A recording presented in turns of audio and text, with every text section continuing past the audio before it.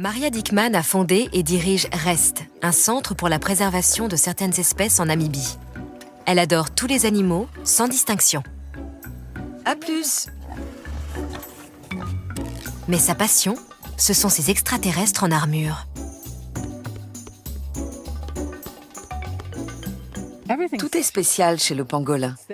C'est le seul mammifère recouvert d'écailles. C'est sans doute un des plus vieux survivants de l'ère des dinosaures et on ne sait pratiquement rien sur lui. Maria est l'une des rares personnes à avoir réussi à réintroduire des pangolins dans leur milieu naturel. Ces petits fourmiliers supportent très mal la captivité, car ils stressent facilement et cessent de se nourrir. Viens mon beau! Maria devient la mère adoptive de tous les petits pangolins qui arrivent au centre. Or, comme le savent toutes les mamans, un bébé peut être très exigeant. C'est pire qu'un nouveau-né. Les premiers temps, il faut se lever toutes les heures. Maria accompagne ses protégés tout au long de leur croissance. Elle les aide à chasser les fourmis et veille sur leur sécurité.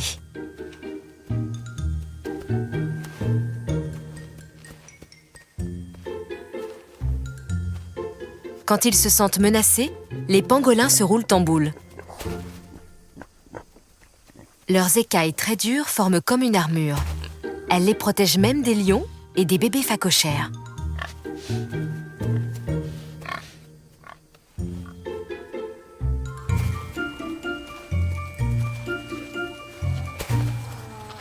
Pika, arrête de lui faire peur. Le pangolin fait l'objet du plus vaste trafic d'animaux du monde, car il est très prisé à la fois par les gourmets et par la médecine traditionnelle chinoise. Il y a 4 ans, Maria a sauvé une femelle du marché noir. Voici Roxy, une femelle pangolin. Je ne sais pas pourquoi, elle s'est attachée à moi. Elle est sortie de sa caisse et elle est venue droit sur moi, ce qui est très rare pour un pangolin. Ce qui se passe là, c'est hallucinant. Ça fait partie de ces choses qui n'arrivent qu'une fois dans la vie. En général, ces animaux ne s'attachent pas aux humains. Ce comportement était donc des plus inhabituels. Maria pensait équiper Roxy d'un émetteur et la relâcher le plus rapidement possible dans la nature. Mais la petite femelle en a décidé autrement. J'ai dû revoir mon plan. Quand je suis entrée, le lendemain, elle était en train de mettre bas. Ma Roxy.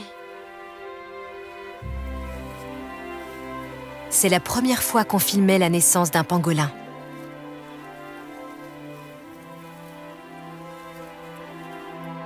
Maria a appelé le nouveau-né Katiti, ce qui signifie le petit en héréro, une langue parlée en Namibie. Mais la mère n'a pas pu résister à l'appel de la nature. Un soir, Maria l'a laissée dehors pour qu'elle aille chasser des fourmis.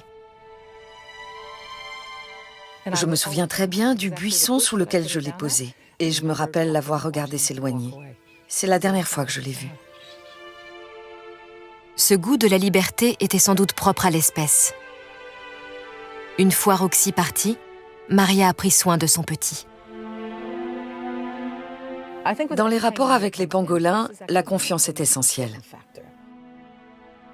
Katiti a vite compris qu'il pouvait se fier à Maria, et elle est devenue sa mère de substitution. En échange, il lui a appris des tas de choses sur l'univers des pangolins. Tous les jours, Maria ou un chercheur le suivait dans ses promenades pour observer son comportement.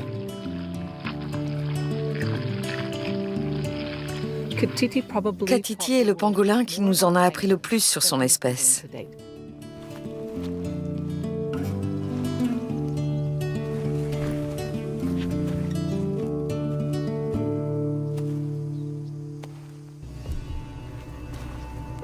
Mais un jour, les piles de l'émetteur dont était équipé Katiti se sont vidées et Maria a perdu sa trace. Comme sa mère, le petit animal s'était évanoui dans la nature. Quand j'ai su que Katiti avait disparu, j'ai été anéantie. Ouais.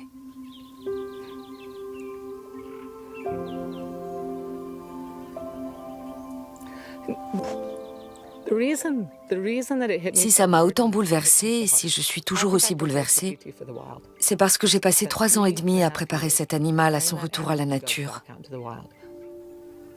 et que je ne peux plus veiller sur lui. S'il avait un émetteur, je saurais qu'il va bien. On a perdu une source d'information et j'ai perdu un ami.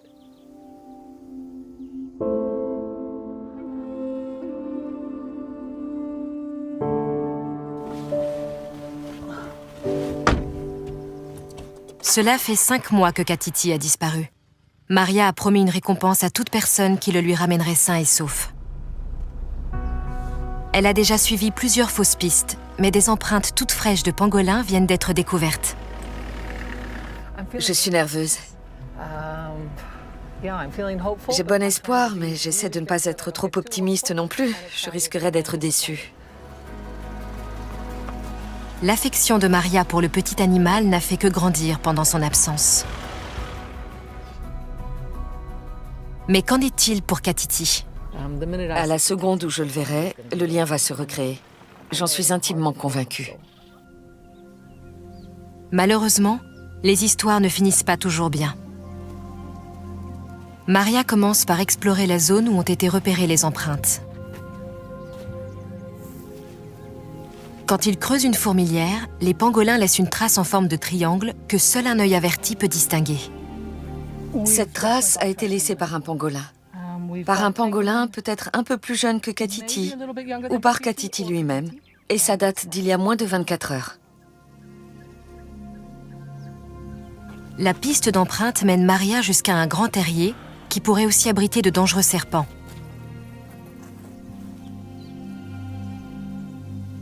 Katiti, réveille-toi! Je n'aimerais pas tomber sur un mamba. Coucou! Katiti, tu dors?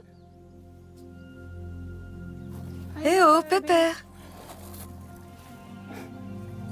Katiti, tu es tout au fond? L'animal reste introuvable.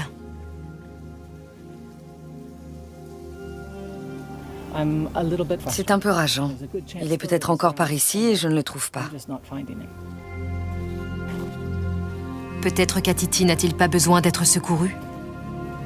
Pendant plus de 3 ans, Maria l'a préparé à vivre seule dans la nature. Il doit donc se débrouiller très bien sans elle. Il faut que je revoie Katiti. Presque plus pour moi que pour lui. J'ai besoin de savoir que j'ai réussi à le rendre à son milieu naturel. Après, je serai heureuse de le laisser repartir. Le cœur lourd, Maria rebrousse chemin. Elle est bien décidée à poursuivre ses recherches, mais aujourd'hui, il est inutile d'insister.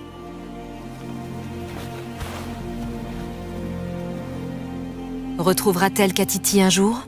On ne peut que le lui souhaiter.